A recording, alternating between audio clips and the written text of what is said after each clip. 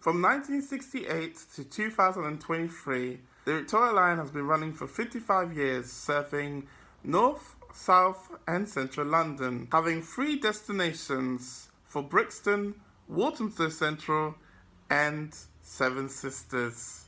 I have a leaflet here that contains more information about the Victoria Line that I haven't not shared on the About the Victoria Line video, and I'm going to leave it to David to read what's in this leaflet, who I introduced in videos in the past.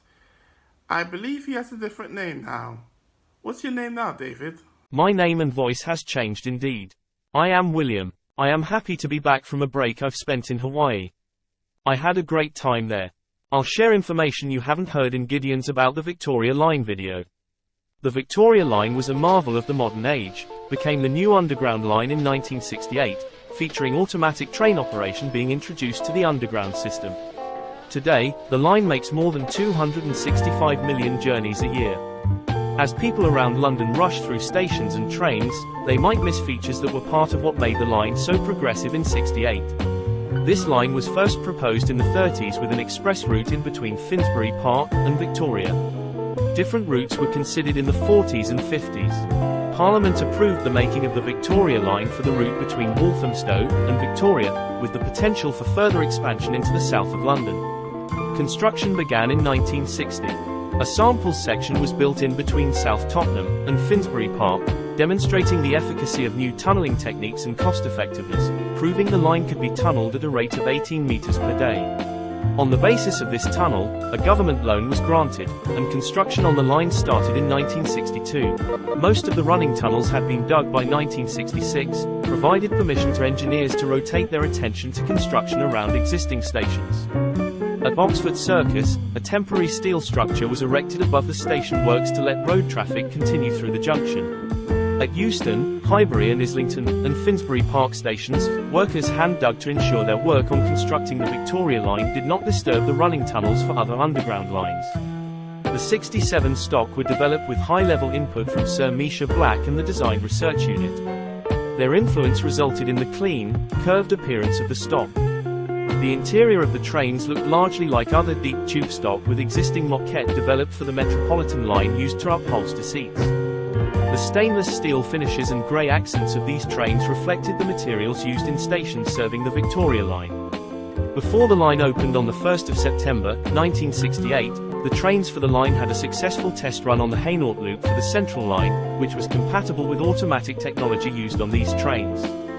More than 40 years later brought the replacement of 67 stock trains for the 09 stock to run on the Victoria Line, being the current stock for this line today. These trains helped the Victoria Line become the most frequent service on the underground, with trains coming after every 90 seconds during peak. Stations on the Victoria Line, as with the trains, were designed with the advice from Sir Misha Black, and the Design Research Unit made a result in a uniform vision across the line. There are 6 stations in North London, and one being Blackhorse Road required construction of a surface-level ticket hall. While the station's platforms are similar to others on the line, its ticket hall featured purple and gold mosaic tiling, which complemented the brown brick exterior of the station. All the stations featured similar designs on platform and concourse level: square grey tiles, curved white ceilings with strip lighting, and a blue name frieze.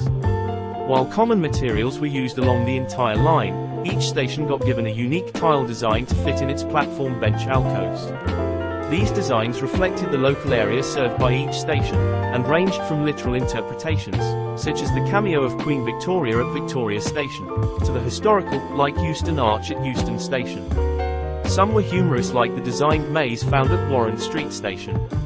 While the Walthamstow to Highbury and Islington section of the line opened in '68, the section via central London to Victoria opened in '69, when Queen Elizabeth II visited Green Park Station to travel through the fare gates and took the first ride. While these first 2 phases got constructed, plans were proposed for the Victoria Line to reach Brixton, then the southern extension to get to that station begun once parliamentary approval, and the budget were finalised in 1967, and Stockwell, Vauxhall, and Brixton opened in 1971. Then land rights were secured to build the only station on the Victoria Line without an interchange, Pimlico Station, in '68, making this final link open in '72, giving London another route to connect north and south, bringing the capital closer together. Thank you, Gideon. Thank you, William, for sharing the information that I haven't shared in the About the Victoria Line video. I must say, I'm loving the Victoria Line, how incredibly speedy it is, and the noises the train makes while travelling in between stations in the underground tunnels. I must say, thank you very much for over 1,000 subscribers, and thank you for the amazing support, including the likes and comments. This may be the first time I have shown a face down shot, and this is due to my phone charging and my charger's wires not being that long enough. I hope you have a great rest of your weekend, and I hope you have a great rest of your week. I am thinking of changing the Channel of Randomness to a more transport-based channel, since you've noticed that I've been posting more transport-based videos that include talking about lines, trains, and stations. If this is the last video of this year, I hope you have a very Merry Christmas and a Happy New Year, and celebrate the rest of the month however you would like to celebrate the rest of this month. Not everyone's a big fan of Christmas, and that's okay. See you soon, and have the best rest of the month you deserve. Goodbye.